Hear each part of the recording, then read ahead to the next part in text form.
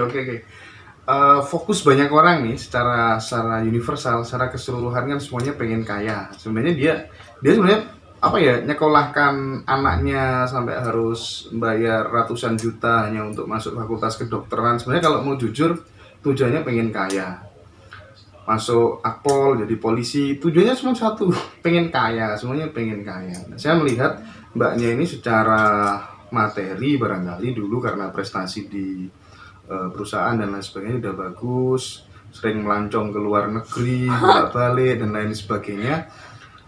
Apa sih tanggapan tanggapan dari proses pencapaian sekarang tentang materi, tentang uang gitu kan? Terus kemudian sempat nggak sampai pada level kesadaran kayaknya aku sudah nggak perlu lagi deh ngejar-ngejar yang namanya itu berlebihan gitu. Gimana Mbak?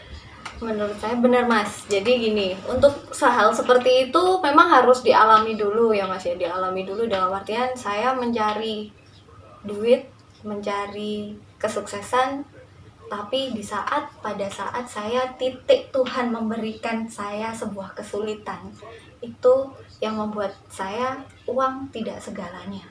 Karena di sini kesulitan itu tersebut bisa dibilang adalah sakit yang dimana sakit ini tadi yang buat adalah manusia.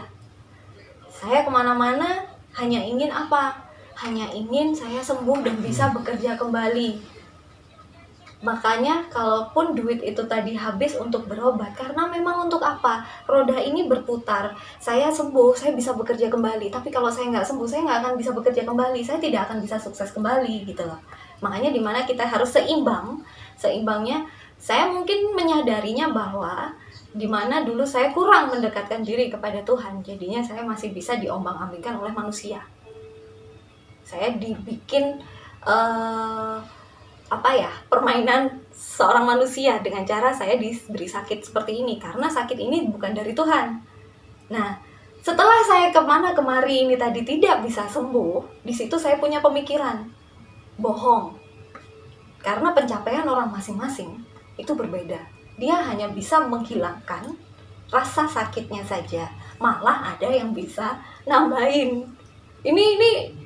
Saya nggak pernah menganggap mereka semua yang spiritual seperti itu, tapi memang yang saya alami seperti itu. Saya tidak menyebutkan nama, tapi yang saya alami adalah kita akan diberi kesembuhan dan jalan apabila saya waktu itu pernah gini, saya yakin saya ciptaan Tuhan. Yang bisa membuat saya sakit hanya Tuhan. Yang bisa membuat saya meninggal adalah Tuhan.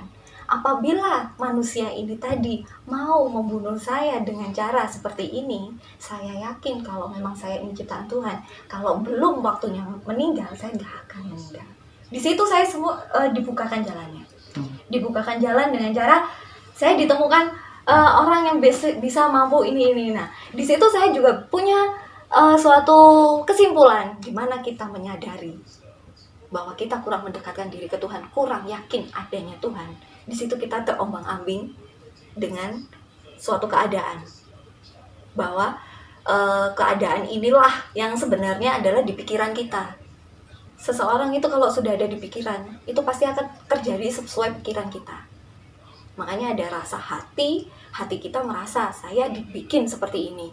Akhirnya pikiran pun juga terkontaminasi seperti itu, dan apa yang kita rasakan juga sama. Saya merasa dialah yang menyakiti saya. Iya, aman. Tapi kalau kita menanggapinya itu dengan gini, ya kembali lagi ke Tuhan.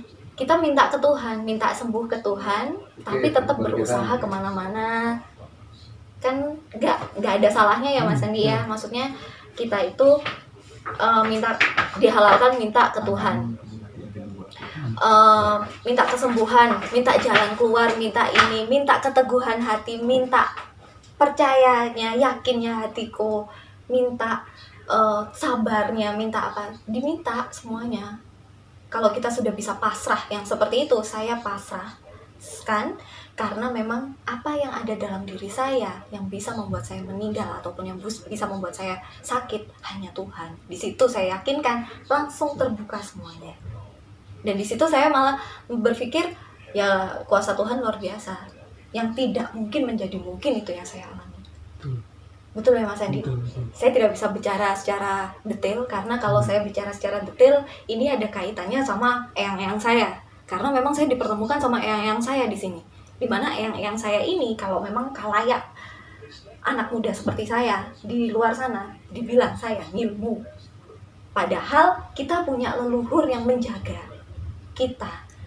Maksudnya leluhur ini tadi adalah utusan Tuhan juga loh, jangan salah.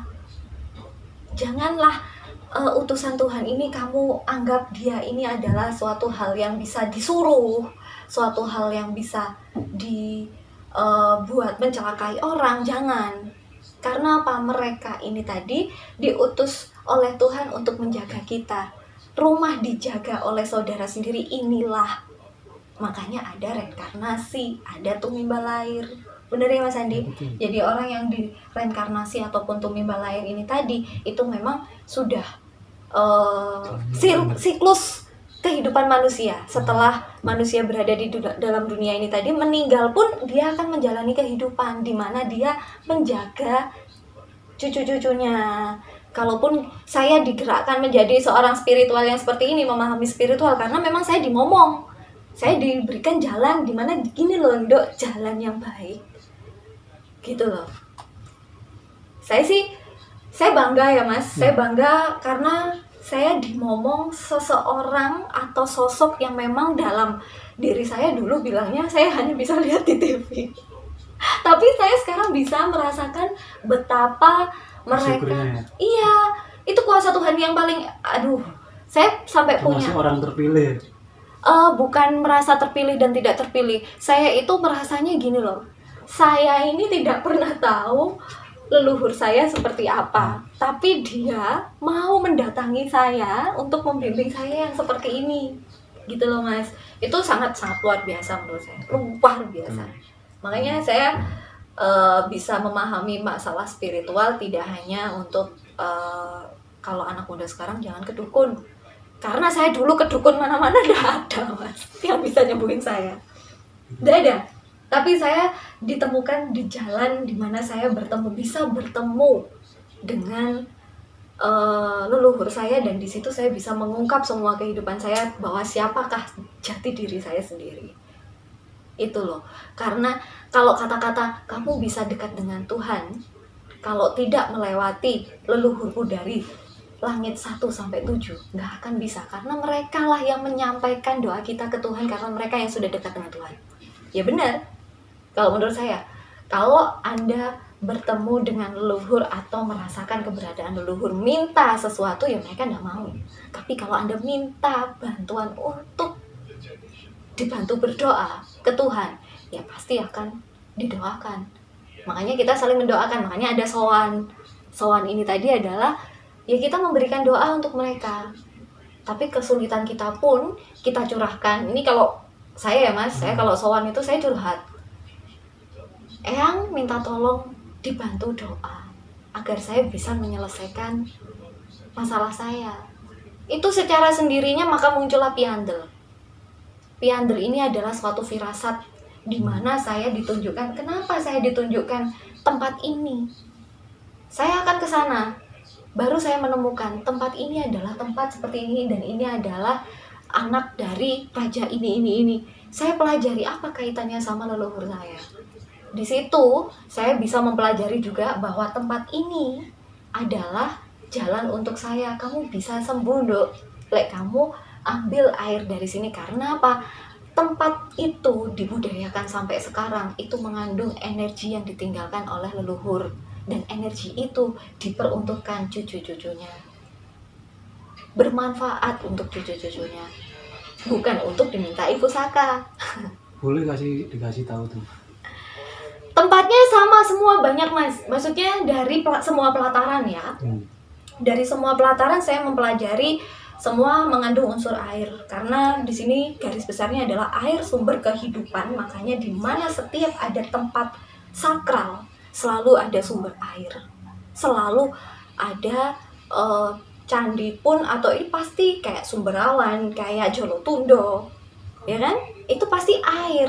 Kenapa? Ya air suci inilah. Mereka ini bilang dari zaman dulu kala itu air ini suci. Kenapa kok bisa dibilang air suci? Ternyata Jolotundo itu air dari Gunung Semeru. Gunung Semeru ini dari mana? Gunung Semeru ini dari India, dibawa oleh Dewa Siwa, Dewa Wisnu, Dewa Brahma ini tadi ke Pulau Jawa. Untuk apa? Untuk bisa menyeimbangkan tanah Jawa. Makanya kenapa kok air Jolotundo itu dibilang air Zam-Zam. Memang kadar mineralnya tinggi. Kalau dari segi ilmunya ya, kadar mineralnya tinggi dan itu langsung dari lereng gunung. Makanya nggak usah perlu jauh-jauh ke Mekah, Mas.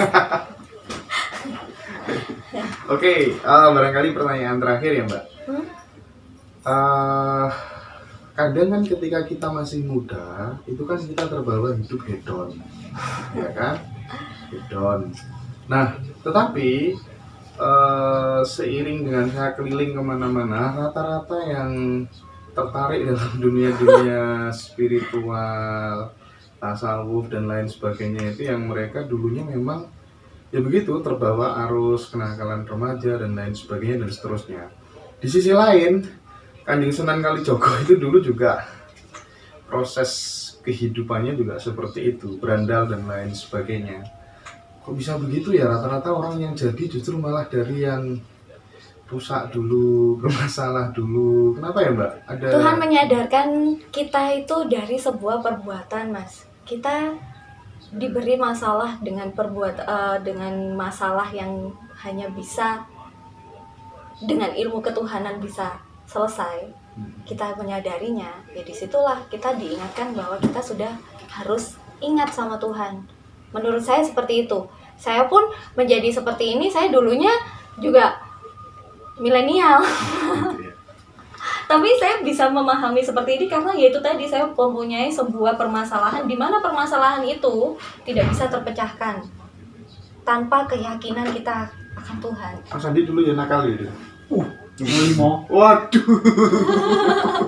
mau Jadi kalaupun nakal itu adalah menuju orang yang baik ya, maksud menurut saya suatu peristiwa atau suatu kegiatan atau suatu perilaku yang jelek itu tidak untuk dihujat karena itu adalah untuk sebuah perbaikan diri. Oke.